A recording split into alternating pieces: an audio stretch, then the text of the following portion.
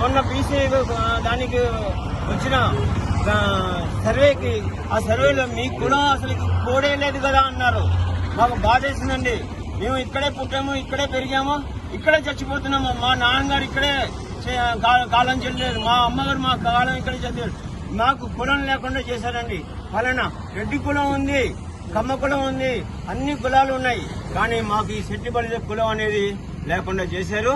కాబట్టి మాకు ఎటువంటి certificate, NCL non criminal certificate పొందడానికి లేదు.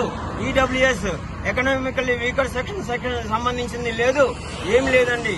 ఒక రేషన్ కార్డు ఒకటి గుర్తింపుగా ఉంది, మాకు ఒక ఆధార్ కార్డు గుర్తింపుగా ఉంది. పిల్లలకి రిజర్వేషన్ పొందడానికి లేదు, ఉద్యోగాల రిజర్వేషన్ పొందడానికి లేదు. బీసీ సంబంధించిన ఇటువంటి ఉపాధి సంబంధించిన వాటిల్లో ప్రభుత్వం ఇచ్చే సబ్సిడీలకు కానీ ఎటువంటిది కూడా మేము నోచుకోలేదండి. పక్కనున్న కులాలకి మాతో పాటు ఉన్న కులాలకి అనేది లక్ష రూపాయలు ఇవ్వడం జరిగింది. అటువంటివి కూడా మేము పొందడానికి అవకాశం లేకుండా చేశారండి.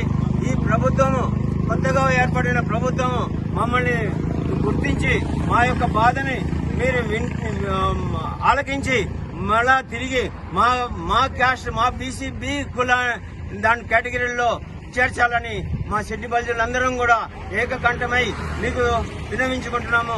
ఈ బీసీ కమిషన్ గారిని తెలియపరుస్తున్నాము. థ్యాంక్ యూ అండి.